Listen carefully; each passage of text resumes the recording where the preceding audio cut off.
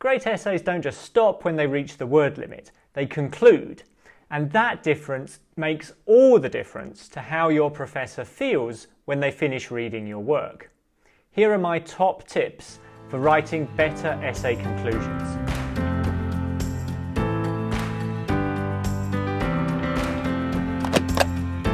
Your conclusion ought to leave your reader with a sense of something completed, something achieved. They ought to feel like they know something or understand something as a result of having read your essay that they didn't know or didn't understand when they started.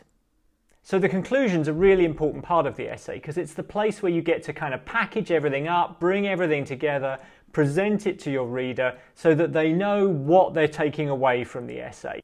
I've put together my top 5 tips for writing conclusions. Here they come. The first tip is to signpost the start of the conclusion in some way. Show your reader when your essay is starting to pivot from making its argument to concluding that argument. Now, the obvious way to do this is to have a new paragraph and start it with "in conclusion" or something like that.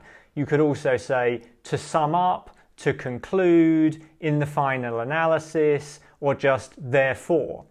But in some way signal that you're moving now from the body of the argument into the end of the argument. And that really gives your reader the opportunity just to take a breath and say, okay, now we're not stuck into the detail of the argument anymore. Now we're just taking a step back and looking at the whole thing and starting to get ready for the end. Secondly, your conclusion should recapitulate your argument. That means it should go back over the main points that you've made in your argument, but it needs to do it efficiently and smoothly. You don't want to get bogged down in detail at this point, and that means you shouldn't be revisiting all the evidence that you've included to back up your argument in the body of the essay. Instead, you should just revisit the key points of the argument. A good way to do this is to go back through the essay, look at each paragraph and think about what was I trying to say in that paragraph and turn that into one sentence or even maybe just a part of a sentence in your conclusion. In that way you can make sure that your conclusion has covered everything that you've already said but has covered it in a really neat and efficient way. Thirdly, don't introduce any new material into your essay during the conclusion. The conclusion is the place where you look back at what you've already achieved and you tell your reader just to drive your point home. It's not the place where you should be making new arguments. So don't say, I've argued this, oh, and also I want to say this. Or don't say, I've argued this and I've adduced this evidence, and by the way, here's another piece of evidence. You shouldn't be putting anything new into your conclusion. The conclusion is the place where you sum up what you've already done. It's not a place where you do something different. And tip number 4, it's a great idea to call back to your introduction when you're writing your conclusion. So when you're writing the conclusion, go back and reread the introduction and then include in the conclusion some of the terms that you used in the introduction.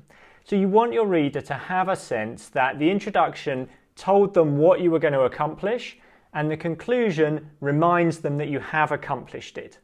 To do that, you want to use some of the same language in the conclusion that you used back in the introduction, and that's going to really give a sense that the essay hangs together, that it's all of a piece, that it's integrated well and that it makes its argument efficiently. You might find while you're writing your conclusion that you want to go back and change something about your introduction, that actually now the introduction no longer really describes what you feel you've done in the essay, and that's a great thing to do because that means that everything hangs together and you look like you knew what you were doing all along. And finally, try and end your essay memorably. The last sentence of your essay is probably going to be the thing that sticks in your reader's mind most of all. If your professor's reading your essay, it's going to be the last thing they read before they finalise their decision about what mark they're going to give you. So try to make that last sentence as powerful, as memorable, as succinct, as sparkling as possible. It's hard to do, of course, but it's really worth spending some time thinking about that last sentence and then thinking about it again and revising it because it's such a prominent part of your essay. So next time you have to write the conclusion to an essay, try and bear in mind those 5 things. Signal to your reader when you're moving into the conclusion. Recapitulate your argument, but not in too much detail. Don't introduce anything new in the conclusion. Call back to your introduction and use some of the same terms that you used in the introduction. And try and end with a zinger so that your reader will remember what they've learnt from the essay. I hope you find that helpful. This is one of several videos on better essay writing, focusing on different parts of the essay and different techniques and strategies you can use to improve your essays. Please subscribe and leave me a like, and I look forward to seeing you in the next video.